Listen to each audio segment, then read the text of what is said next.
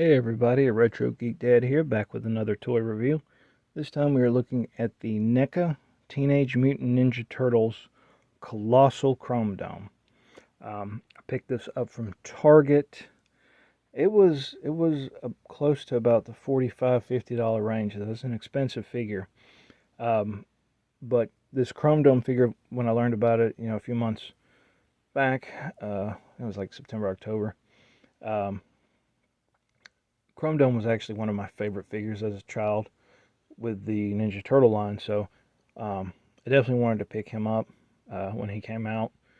I know these are only kind of showing up at Target. I actually picked this up at my local Target. I've seen a lot of some of them showing up, becoming more available. I know some of the NECA turtles are kind of hard to find, but I've started seeing more and more available on the shelves. But yeah, I wanted to pick him up. I want to do kind of a video review, unboxing, check him out, and see what we got. Okay, so real quick, so this is a heavy figure.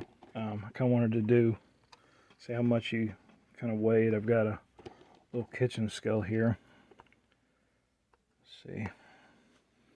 Get it set up for pounds and ounces.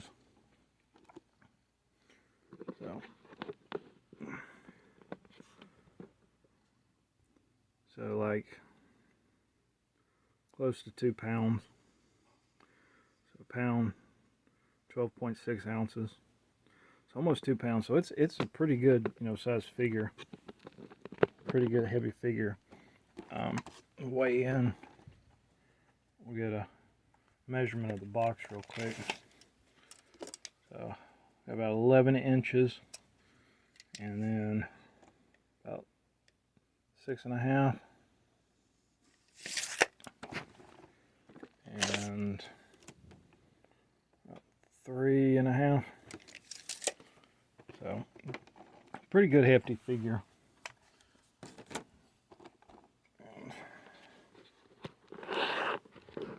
Camera up some, so it does come in a window box.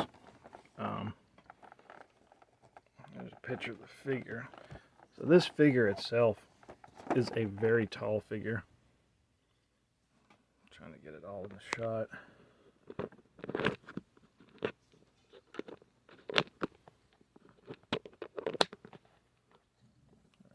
Now, the tripod is wanting to not work today. So, it's a pretty good sized figure. So the figure is just about as tall as the box is, so I'm looking at like 10.5 inches. Just right off the bat. So it's a big figure. On the front is the artwork, it looks like from the cartoon. I don't recall him being in the cartoon, or maybe I didn't see that episode. But on the back, it gives a little description. We have Casey Jones. I'm not sure who the kid is. I'm not sure. As you can tell, he's a pretty good sized figure compared to the turtles themselves. And other side. So I'm going to open them up real quick and see what we got. So just open it from the bottom.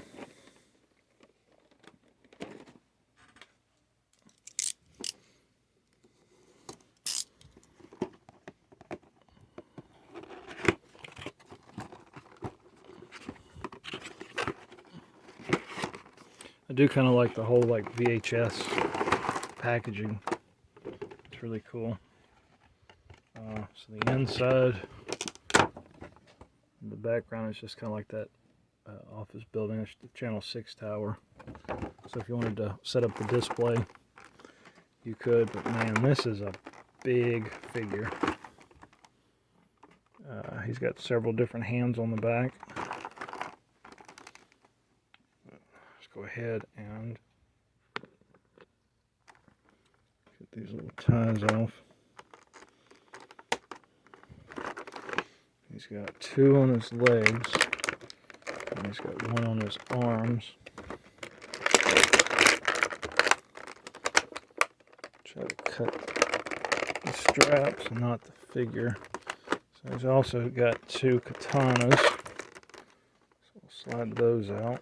Now those are also tied in.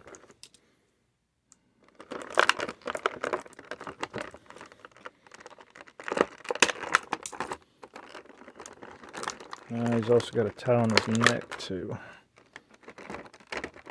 There's going to be the tricky. There we go.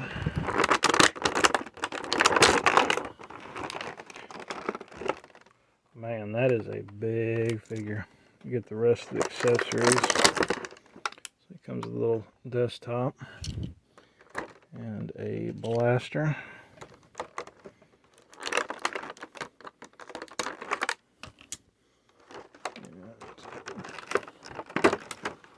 Got the extra hands. Which I'm going to show off the extra hands. I'm just not going to swap them out. But we'll see. So packaging to the side. Set the hands here so there's a lot of trash. So that to the side. Okay, so this figure is a big figure. So I want to get a measurement from the top of the head, bottom of the face, about right there. It's really almost a 10-inch figure. So this figure is almost 10 inches tall.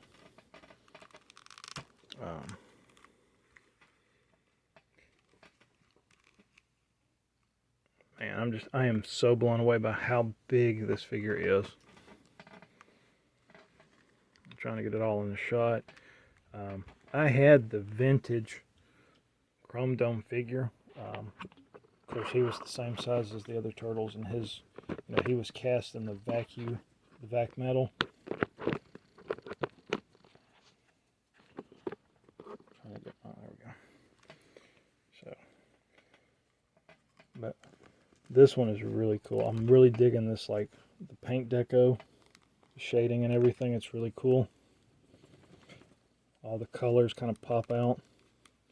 Let's go over articulation. So the head appears to be on a ball joint. The arms are on a ball joint. Elbows. We have, looks like double joints on the elbows. Rotation in the wrist. Rocker in the wrist. We have a upper torso joint that kind of sort of moves a little bit. We have the waist, and the legs are on a ball joint. Knees are double jointed. We have a swivel, no swivel. It kind of looks like a seam here, but those do not move. Ankles, we have rockers on the ankles, up and down. They don't really turn left to right, but it looks like we've got a toe joint. Yeah, we've got a toe joint there. So all the joints are really tight. They kind of feel like they click a little bit.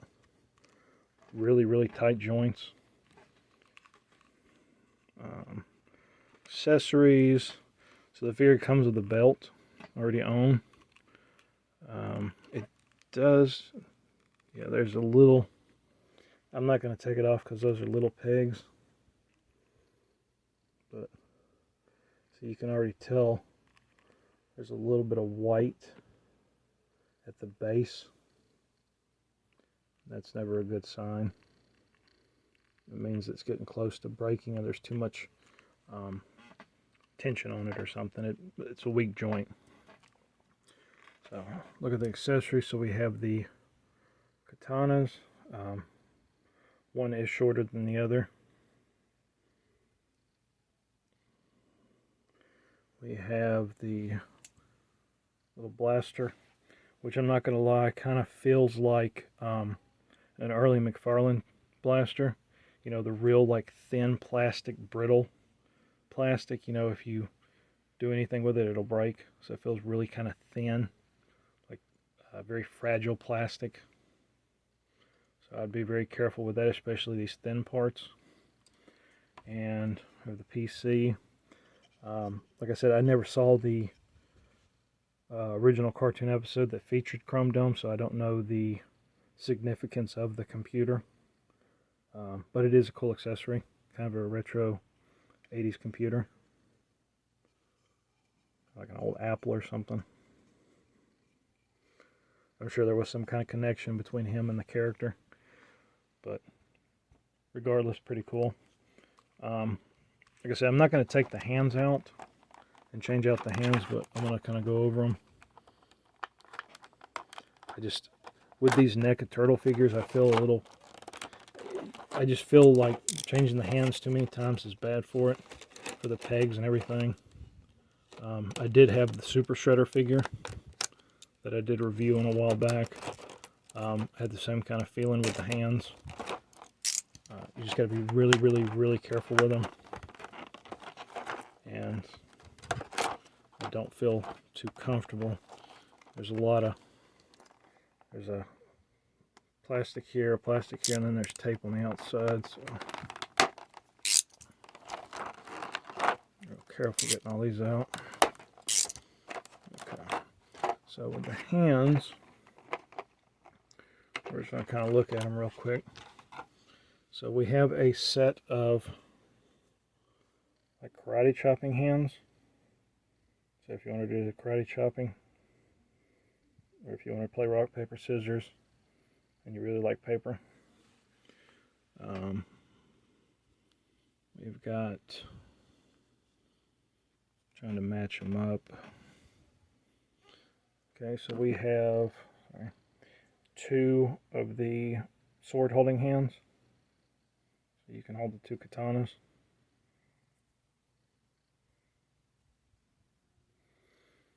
Okay, and then we have one trigger finger, so you can hold the blaster. Try that real quick. So, yeah, I'm not too... So everything is so tight. The plastic's really, really tight. I would think you would have to maybe warm the plastic up to get some maneuverability, but like trying to open the hand a little bit to get the blaster in, because it's not going to fit like that because of the hilt, and you'd really have to warm it up to maneuver it. But then it goes into it being the thin plastic, so unless you warm the hand up to get it to open up easier, I wouldn't recommend doing the blaster in the hand. Then we have two closed fist hands for the punching. So there's that. Look at the katanas real quick. So the katanas, they're a little easier just to kind of maneuver through. So there is one with the katana. And let's see the other one. So the other one slides in really easy. So there are your katana hands there. And then of course he has the hands that are on him currently are the like the claw hands where he's grabbing, like the villain hands. And then he's got the little wings, maybe part of his armor. I'll try putting the katanas in the holder. So a little harder getting them out of the hand. So with one being short and one being long, imagine the short one goes, or the long one goes in first. So I'm feeling some resistance pushing them in about right there. Takes a little oomph.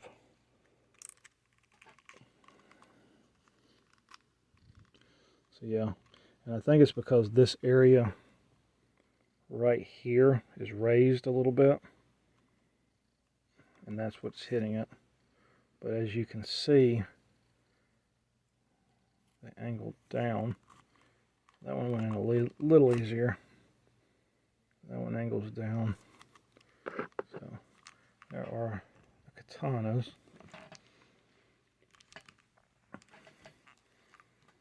I'm just trying to get this figure all in the shot.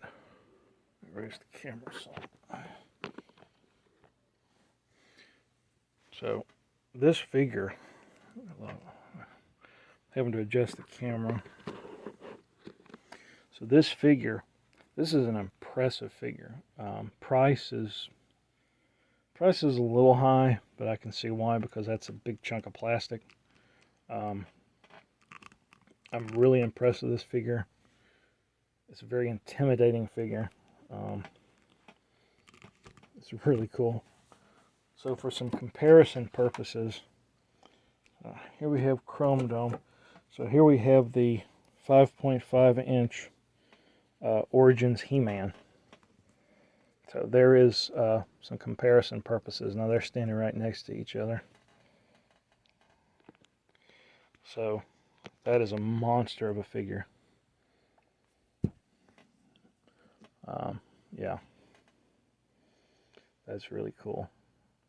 I really like this figure. I'm glad I got it. Price point is a little high. It's definitely not a playable figure. It's more of a display figure, just because of, like, if you're going to pose it with the blaster, it's really fragile. Opening the hands for the blaster, it's going to take maybe heating up. It's a really cool figure. I like it.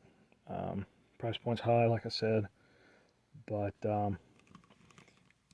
posability is pretty good. I mean, we can get some pretty wicked poses down.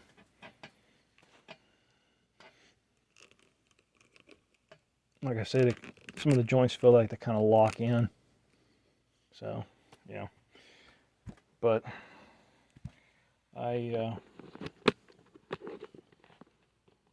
you kind of have to be kind of picky choosy with these NECA figures unless you got the money for them.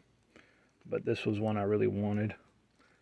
But anyway, I hope you guys enjoyed the video, and we will see you again soon.